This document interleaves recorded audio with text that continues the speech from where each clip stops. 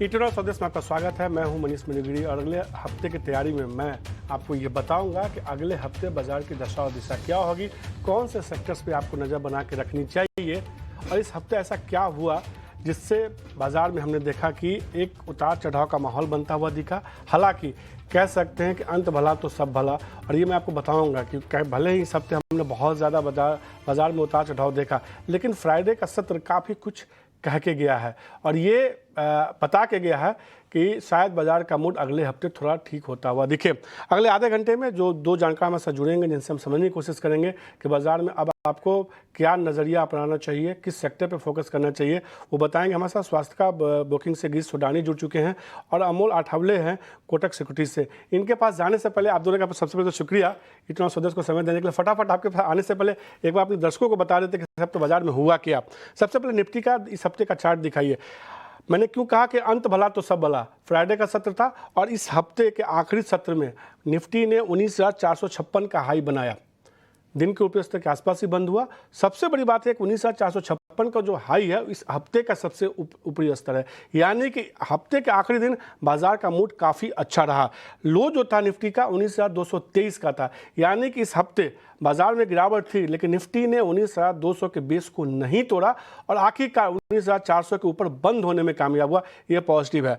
Bank Nifty देखिए, bank Nifty हालांकि इस हफ्ते के हाई को तो नहीं, इस हफ्ते का हाई जो था उसको तो नहीं पार किया, लेकिन बैंक निफ्टी में भी थोड़ी रिकवरी इस हफ्ते देखने को मिली और मजबूती देखने को मिली। अब कुछ सेक्टर देखिए, उससे आप समझ में आएगा कि कहीं ना कहीं बाजार का सेंटिमेंट हो सकता है यहाँ से थोड़ा सुधरता हुआ दिखे।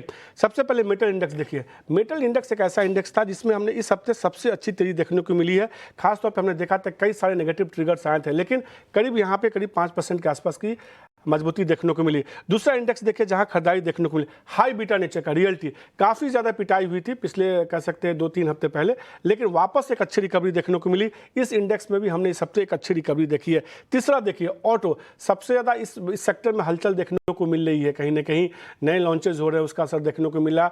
मारुति को हमने देखा कि इस हफ्ते जो है रिकॉर्ड ऊंचाई पर पहुंचा, ऑटो नंबर्स भी आने शुरू हो चुके हैं अगस्त के, उसका भी असर हम देखेंगे अगले हफ्ते देखने को मिलेगा बाजार पर। यहाँ भी एक अच्छा रिटर्न बनता हुआ दिखा। अब कौन से ऐसे इंडेक्स थे जो नहीं चल रहे थे और बाजार का मूड खराब कर रहे थे? एफएमसीजी नहीं चला इस हफ्ते। बैंकिंग शेयरों में हमने देखा, खासतौर पर सरकारी बैंकों में इस हफ्ते पीएसयू बैंक इंडेक्स देखिए वहां दबाव देखने को मिला। एक और sector oil and gas sector है जिसपे हमें उम्मीद थी कि थोड़ी मजबूती देखने को मिल सकती है रिलायंस के एजीएम की वजह से, लेकिन वो भी निराश करता हुआ दिखा। ओएमसीज को लेकर कई सारी खबरें आई, उसका जो है असर सीधे तौर पे ओएमसी स्टॉक्स पे देखने को मिला। अब दो स्टॉक्स आप देखिए इस हफ्ते जिस पर सबसे ज़्यादा चर्चा हुई और मैं अपने जानकारों से समझने की कोशिश भी करूँगा कि इन दोनों शेयरों में क्या करना चाहिए। खासतौर पर रिलायंस देखे इस हफ्ते बहुत ज़्यादा इसमें जो है हमने देखा कि आउट परफॉर्मेंस की उम्मीद थी एजीएम से पहले, एजीएम के बाद ऐसा नहीं हुआ। इस हफ्ते शेयर में दबाव देखने को मिला। अब एक और शेयर देखें जिसकी और चर्चा हुई बहुत ज़्यादा, जियो फाइनेंशियल। इटोनॉल स्वदेश ने एक एक्सक्लूसिव खबर बताई मंगलवार को, उसका शेयर में उछाल देखने को मिला और इस हफ्ते इस शेयर में एक अच्छी रैली देखने को मिली, करीब 15-16% की मजबूती देखने को मिली। एक शेयर और दिखाई जल्दी से, एचडीएफसी बैंक। पूरा बाजार चल रहा है, ये बैंकिंग हेवी वेट शेयर खासतौर पर रिलायंस और एचडीएफसी, जिसका कह सकते हैं निफ्टी में वेटेज सबसे ज़्यादा अगर दोनों को जोड़ लिया जाए तो एचडीएफसी रिलायंस में हमने 2% गिरावट देखी सकते और एचडीएफसी बैंक देखे ये संभलने की कोशिश करता रहा, लेकिन कोई खास रिकवरी इस हफ्ते देखने को नहीं मिली है। अब दोनों जानकारों के पास चलते हैं और समझते हैं कि बाजार चाहता क्या है।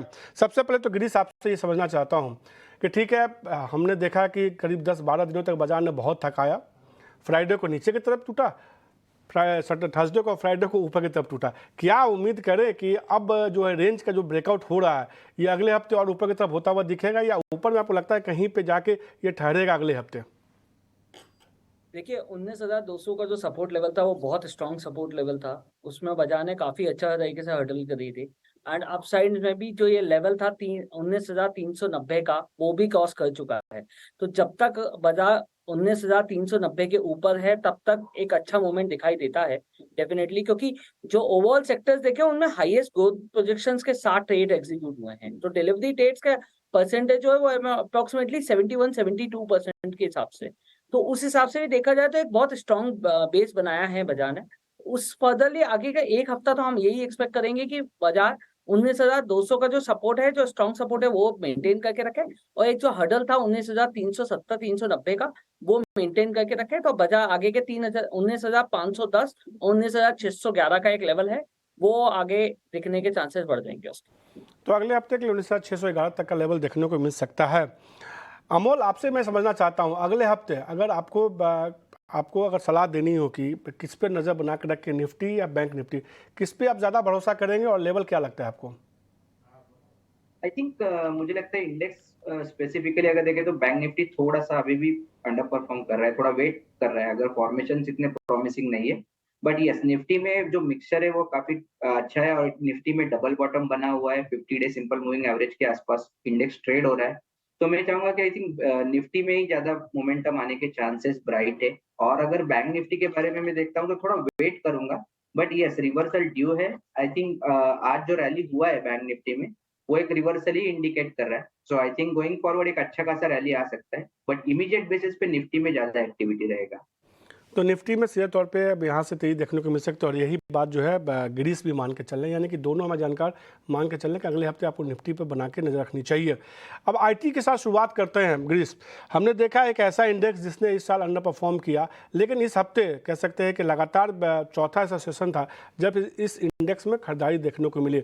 इस हफ्ते दो शेयर देखिए, टेक महिंद्रा और परसिस्टेंट, इन दोनों शेयरों में इस हफ्ते एक अच्छी रैली देखने को मिली है, और ये कहीं ना कहीं आईटी इंडेक्स को खींचने की कोशिश कर रहा था। करीब 3-3.5% की मजबूती टेक महिंद्रा में थी इस हफ्ते, परसिस्टेंट में करीब 8% के आसपास की मजबूती आई। इन दोनों शेयरों में से कोई पसंद है आपको अगले हफ्ते के लिए, या किसी और आईटी शेयर पे आप नजर बना के चलेंगे?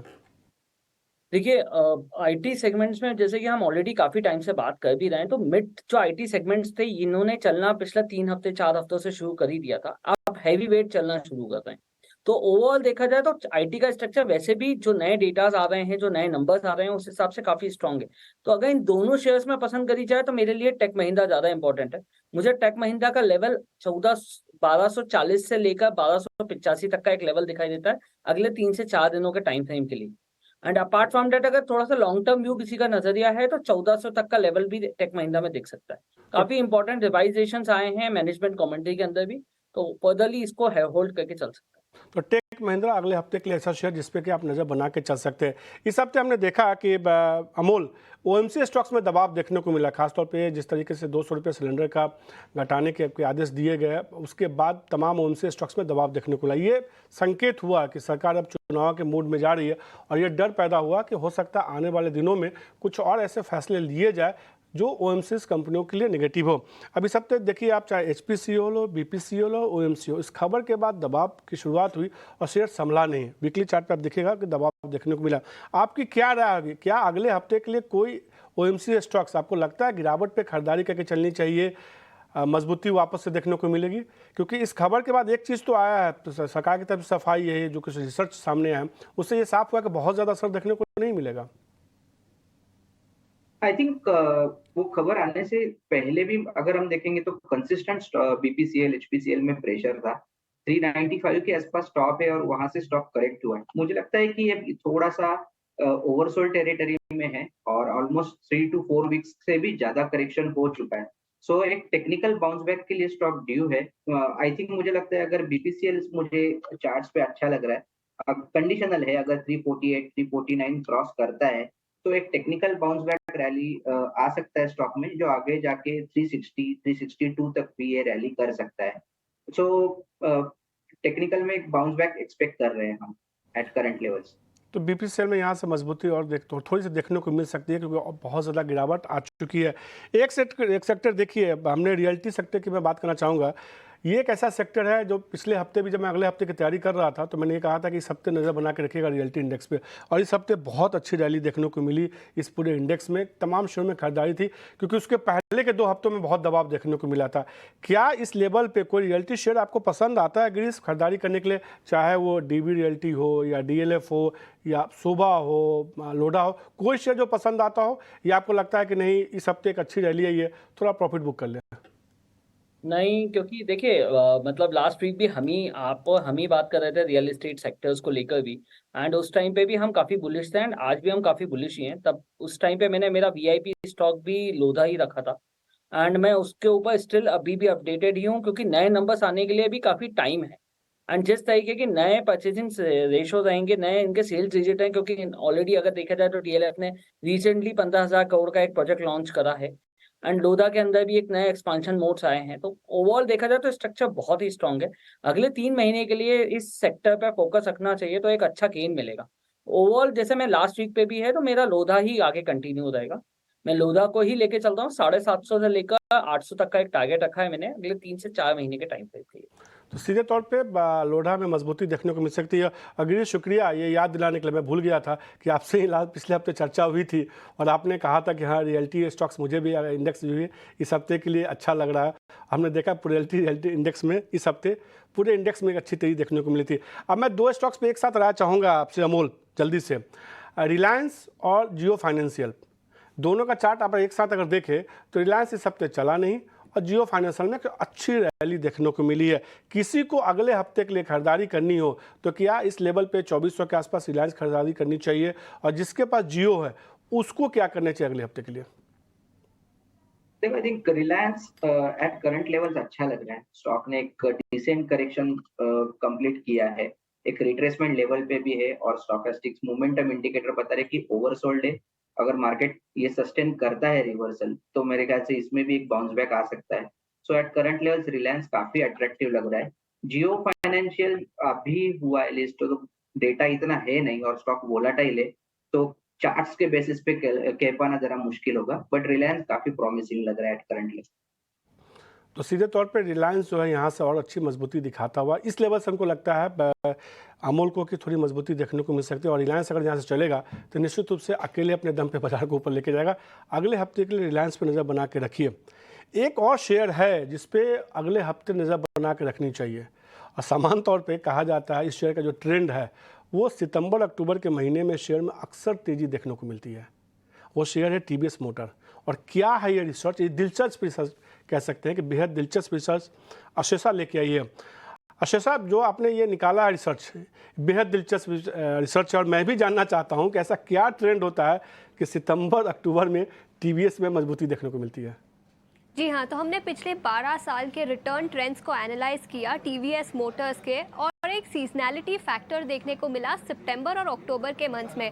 अभी पिछले 12 साल की बात करें तो ऑन एन एवरेज सितंबर के महीने में TVS मोटर्स में 10.1% का रिटर्न देखने को मिला है, और केवल एक साल में, 12 साल में से केवल एक साल में नेगेटिव रिटर्न देखने को मिला है इस स्टॉक पर। अक्टूबर के महीने की बात करें तो सितंबर में अगर पॉजिटिव ट्रेंड दिखा तो वो ट्रेंड अक्टूबर में भी कंटिन्यू होता हुआ नजर आया। ऑन एन एवरेज करीब 11.2% का रिटर्न देखने को मिला, और केवल 3 साल में नेगेटिव रिटर्न्स देखने को मिले पिछले 12 साल में से। तो काफ़ी सीजनैलिटी फैक्टर देखने को नजर आया अक्टूबर और सितंबर के महीने में। अभी कुछ पॉजिटिव ट्रिगर्स की भी बात कर लेते हैं। तो two wheeler electric vehicle segment में काफ़ी ट्रैक्शन है। कंपनी का मार्केट शेयर पोजिशन भी बढ़ता हुआ नजर आ रहा है ICE सेगमेंट में, और कंपनी के कई नए लॉन्चेस भी लाइंड अप है two wheeler electric vehicle segment में। तो ये कुछ पॉजिटिव ट्रिगर्स है जिसके चलते भी स्टॉक में एक्शन देखने को मिल सकता है। एक्सपोर्ट एनवायरनमेंट की बात करें तो वो भी पिछले क्वार्टर्स में काफ़ी स्लगिश रहा है, लेकिन एनालिस्ट का मानना है कि इस क्वार्टर यानी सेकेंड क्वार्टर FY24 से उसमें भी अच्छा खासा इंप्रूवमेंट देखने को मिल रहा है। तो हाँ, सीजनैलिटी ट्रेंड नज़र आया है। स्टॉक आज भी कई ट्रेडिंग सेशन में भी ऊपर था, और सितंबर के और अक्टूबर के महीने में यूजुअली पॉजिटिव 10 से 11% का पॉजिटिव रिटर्न देखने को मिला है। शुक्रिया अशेषा, ये बेहद दिलचस्प रिसर्च बताने के लिए, और समय से पहले एक ऐसे शेयर के बारे में बताने के लिए जिसमें हो सकता है कि इस हफ्ते सितंबर अक्टूबर में एक अच्छी रैली देखने को मिले। गिरीश, आपसे जानना चाहेंगे सबसे पहले तो रिसर्च कैसा लगा आपको, और TVS मोटर पे क्या रहा है खासतौर पर शेयर पे? देखिए, बेसिकली हम अगर ऐसी बात करें तो सारे मोटर इंडस्ट्रीज, ये फेस्टिवल सीजन है, अगले 2 महीने से लेकर 3 महीने का एक फेस्टिवल सीजन रहता है, तो ऑब्वियसली हर ऑटोमोबाइल सेक्टर के अंदर काफी मोमेंटम तो रहता ही है। बट हाँ, ये जरूर है कि TVS मोटर का रिसेंटली जो पैटर्न है वो यही है कि उन्होंने अगले 3 से 4 प्रोडक्ट लाइन्स उनके पाइपलाइन में है जो लॉन्च करने वाले हैं इसी फेस्टिवल सीजन के अंदर। अब अपार्ट फ्रॉम दैट ईवी के अंदर भी उनका काफी अच्छा प्रपोजिशन ग्रोथिंग मॉड्यूल चल रहा है, क्योंकि लास्ट की जो मैनेजमेंट कमेंट्री आई थी उसमें 22 से 23% का 3 साल का टाइम फ्रेम ले रहे हैं वो टीवीएस मोटर्स में ईवी सेगमेंट्स को इंट्रोड्यूस करने के लिए। तो ओवरऑल स्ट्रक्चर काफी स्ट्रांग है। तो हाँ, ये जो है कि अगर किसी को अगले 2 से 3 महीने के फेस्टिवल सीजन को पैरामीटर में रख के देखना है तो 1700 से 1750 का एक लेवल दिख सकता है टीवीएस मोटर के अंदर, तो उसको होल्ड करके चल सकते हैं, but strict stop loss maintain करें। जहां तक स्टॉप लॉस की अगर बात करें तो मेरे कैलकुलेशंस में स्टॉप लॉस जो आना चाहिए वो 1385 का स्टॉप लॉस मेंटेन करें होल्डिंग बेसिस। तो अगर 1.5 महीने के हिसाब से इस शेयर में आप ट्रेड करना चाहते हैं तो 1385 रुपये का आपको इसमें स्टॉपस लगाना है। हमने एक रिसर्च बताई, उस पर हमारे जो जानकार ने कहा कि 1385 का आपको इसमें स्टॉपस लगाना है। सितंबर अक्टूबर तक ये शेयर 1750 तक आ सकता है। कई सारे ट्रिगर्स और सामान्य तौर पर ऐसी तेज़ी देखी गई है बीते 10-12 सालों में ज़्यादातर मौक़ों पर। तो टीवीएस मोटर एक शेयर होगा जिसमें कि ग्रीस को लगता है कि यहाँ से थोड़ी और मजबूती देखने को मिल सकती है। कुछ और शेयर है जिस पे हमारे जानकारों को लगता है कि खरीदारी करनी चाहिए, अच्छा रिटर्न देखने को मिल सकता है। बात करते हैं वीआईपी शेयर की।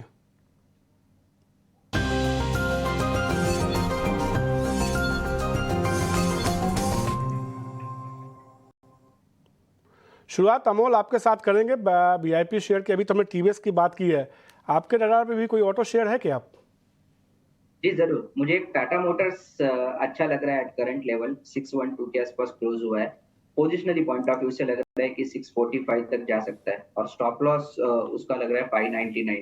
आई थिंक काफी अच्छा प्रॉमिसिंग फॉर्मेशन है और स्टॉक कंसोलिडेट कर रहा है near 50 day 20 day simple moving average के इधर डबल बॉटम फॉर्मेशन है। तो आई थिंक करेक्शन पूरा हो चुका है। अगर स्टॉक 50 डे में के ऊपर ट्रेड होना चालू कर देता है तो एक नया rally, fresh up trend rally आने के चांसेस काफी ज्यादा लग रहे हैं एट करंट लेवल्स। और दूसरा मुझे एक इंडसइंड बैंक अच्छा लग रहा है एट करंट लेवल्स 1418 के आसपास है। पोजिशनली आई थिंक लग रहा है 1490 1500 तक जा सकता है। स्टॉप लॉस उसका लग रहा है 1388। स्टॉक कंसोलिडेशन में है बट आई थिंक आने वाले दिनों में जो बैंकिंग में स्ट्रेंथ आएगा तो इंडसइंड बैंक में भी अच्छा खासा मोमेंटम आने के चांसेस ब्राइट है। इसमें भी डबल बॉटम फॉर्मेशन है। 50 day 20 day simple moving average के ऊपर क्लोज हुआ है, बुलिश कैंडल है। सो टेक्सचर काफी प्रॉमिसिंग लग रहा है। आई थिंक ये अप ट्रेंड रैली कंटिन्यू रहने के चांसेस ब्राइट है। तो इंडसइंड बैंक खरीदारी करने की सलाह 1490 से लेकर 1500 तक का लक्ष्य होगा। 1388 रुपये का आपको इसमें स्टॉपस लगाना है। इस हफ्ते हमने देखा था खासतौर पर प्राइवेट बैंक में थोड़ी खरीदारी थी, बहुत ज़्यादा खरीदारी देखने को नहीं मिली थी। पीएसयू बैंकिंग निफ्टी का भी परफॉर्मेंस बहुत अच्छा नहीं था और अगर यहाँ से बैंकिंग शेयर चलते हैं तो इंडसइंड बैंक निश्चित रूप से चलता हुआ दिखेगा। ऑटो में टाटा मोटर्स 645 रुपये के लक्ष्य के साथ खरीदारी करने की सलाह है। 599 रुपये का आपको इसमें स्टॉपस लगाना होगा। अब ग्रीस से समझते हैं कि उनके तरफ से कौन से वीआईपी स्टॉक है। ग्रीस लोढ़ा और स्टॉक की तो आपने बात की है रियल्टी में, पर मुझे पता है कि रियल्टी में कुछ और शेयर भी आपको पसंद आ रहे हैं। मेरे वीआईपी सेक्टर में बेसिकली मैंने आज रियल एस्टेट सेक्टर को भी इंक्लूड कराई है, क्योंकि जैसे कि मैं काफी बुलिश हूँ रियल एस्टेट सेगमेंट्स को लेकर। तो मेरा जो फर्स्ट स्टॉक है वो है डीएलएफ। डीएलएफ को मैं यहाँ से 500-550 का एक लेवल दिखाई देता है मुझको। 15,000 करोड़ का एक प्रोजेक्ट ऑलरेडी इंट्रोड्यूस कर ही दिया है गुरुग्राम में इन्होंने, डीएलएफ ने। एंड अपार्ट फ्रॉम दैट इनके नए सेल्स फिगर्स आने ही वाले हैं। तो अगले 1 महीने से 1.5 महीने के अंदर हम नए सेल्स फिगर को देखेंगे जो इनके फर्दरली दिल्ली और गुरुग्राम के अंदर दोनों के कॉम्बिनेशन में है। तो मुझे जहां तक एक्सपेक्टेशन है कि 30 से 35% का अपसाइड दिखाई देगा ऑर्डर बुक्स के अंदर। तो बेसिकली फेस्टिवल सीजन में डिस्काउंट भी काफी अच्छा लॉन्च कर देते हैं। तो 550 तक का एक लेवल जो मुझे यहाँ से दिखाई देता है डीएलएफ के अंदर। Apart from that liberty shoes मैंने रखा है इसके अंदर, क्योंकि जैसे कि हम खुद देख रहे हैं कि फेस्टिवल सीजन है, अगले 3 से 6 महीने का एक फेस्टिवल सीजन टाइम फ्रेम ये बहुत लॉन्ग टर्म रहता है। तो रिटेल सेगमेंट्स को लेकर ये पे काफी फोकस रहता है। तो लिबर्टी शूज का एक पैरामीटर है। ऑलरेडी इन्होंने काफी नए मॉडल्स लॉन्च करे हैं, अपने शूज वेराइटीज में भी काफी इंट्रोडक्शन करा है। अपार्ट फ्रॉम दैट काफी स्टोर्स ओपन हुए हैं रिसेंटली। इन्होंने 3 स्टोर्स ओपन करे इंक्लूडिंग द उदयपुर। तो उस सेगमेंट्स को लेकर मेरा यहाँ से 320 का लक्ष्य रहेगा अगले 6 महीने के टाइम फ्रेम पे। तो रियल्टी लिबर्टी शूज़ में खरीदारी करने की सलाह होगी। 320 रुपये का से ज़्यादा का टारगेट मान के चले। फिलहाल पहला टारगेट तो 320 का है, आप खरीदारी करके चल सकते हैं। 6 महीने के नज़रिए के हिसाब से एक अच्छा खासा टारगेट जो 6 महीने के लिहाज से दे रहा है। दूसरा जो शेयर होगा जो ग्रीस को पसंद है डीएलएफ है, जहाँ मजबूती देखने को मिल सकती है। 550 का पहला लक्ष्य होगा, 502 का इसमें जो है आपको 6 महीने के नज़रिए के हिसाब से खरीदारी करनी है। 502 का जो है इसका क्लोजिंग भाव है। ये प्लस किसी कोई खास वजह लगवाने का दोनों शेयर में? ये प्लस इसलिए है क्योंकि ये टारगेट मैंने बहुत नॉमिनल कैटेगरी में लेके दिए हैं। ये कोई कह सकते हैं कोई ट्रिक तो नहीं है टारगेट हिट कराने का? नहीं समान ये तौर पे कई मेरा कई जानकार जो है 2 टारगेट देते हैं, आपने 550 प्लस और जो है लिबर्टी में 320 प्लस किया है। ये क्योंकि देखिए उसका रीजन है कि हमने बहुत नॉमिनल टारगेट्स रखे हुए हैं इसके अंदर, जी। क्योंकि ये टारगेट बहुत इजीली अचीवेबल है और यहाँ से मुझे अगले 10-12% का अपसाइड और नजर आता है इस टारगेट के ऊपर, इसलिए मैंने उसका प्लस का एक ऑप्शन दिया हुआ है। यही सुनना था बेसिकली मुझे, खुद को भी और अपने दर्शकों को भी बताना था कि इन शेयरों में ये एक पहला टारगेट है और भी अच्छी मजबूती देखने को मिल सकती है। तो हमने वीआईपी स्टॉक्स की बात की, कई ऐसे शेयर की बात की जिसमें हमने इस हफ्ते बहुत ज़्यादा देखा था, मूवमेंट देखने को मिला था। लेकिन अगले हफ्ते के लिए कुछ अहम ट्रिगर्स है। सितंबर सीरीज की तो शुरुआत हो गई है, इसके अलावा और भी कई अहम ट्रिगर्स हैं और ये ट्रिगर्स बताने के लिए मेरे साथ वामाक्षी जुड़ चुकी हैं। वामाक्षी, अगले हफ्ते के लिए क्या बड़े ट्रिगर्स हैं? जी बिल्कुल, शुरुआत करते हैं हम कुछ इंपॉर्टेंट इकोनॉमिक क्यूज़ के साथ। तो हमारी नज़र होगी भारत से आने वाले S&P ग्लोबल सर्विसेज और कंपोजिट PMI डेटा पर। भारत के अलावा US, UK और यूरोजोन की तरफ से भी ये PMI का डेटा आता हुआ हमें नज़र आएगा अगले हफ्ते। US मार्केट्स की बात करें तो मार्केट्स बंद रहने वाले हैं सितंबर 4 को लेबर डे के लिए। इसके अलावा अगर हम देखें तो यूरोजोन का जो GDP डेटा है ये भी आएगा सितंबर 7 को।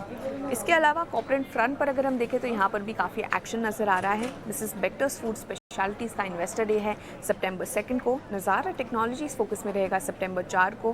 फंड रेजिंग को लेकर कंपनी की बोर्ड की बैठक होने जा रही है। सितंबर 5 को हमारी नज़र होगी सॉम डिस्टिलरीज और जुपिटर वैगन पर, क्योंकि दोनों ही कंपनीज की बोर्ड की बैठक होने जा रही है फंड रेजिंग को लेकर। और जेंसोल इंजीनियरिंग भी इनके साथ फोकस में रहेगा क्योंकि कंपनी बोनस इशू कंसिडर करने वाली है। सितंबर 6 को KRBL, FTC, इंडिया मार्ट और पिरामिड एंटरप्राइजेस के शेयर्स भी फोकस में रहेंगे क्योंकि जो बायबैक इशू है वो बंद होने जा रहा है। कॉन्कॉर्ड बायोटेक के नतीजे में आएंगे तो डेफिनेटली ये स्टॉक भी हमारे रेडार पर रहेगा।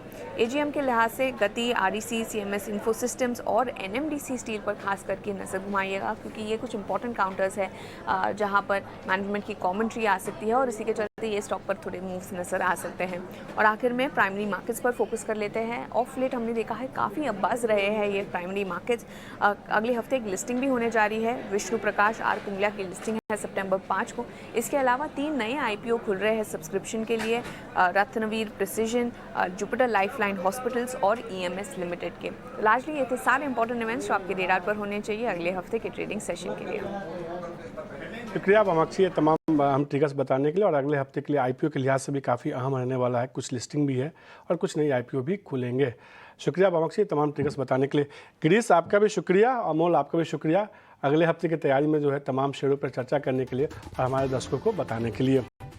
इस हफ्ते हमने देखा, जैसा कि मैंने शो के शुरुआत में कहा कि वैसा ही मैं शो के अंत में भी कहूँगा, अंत भला तो सब भला।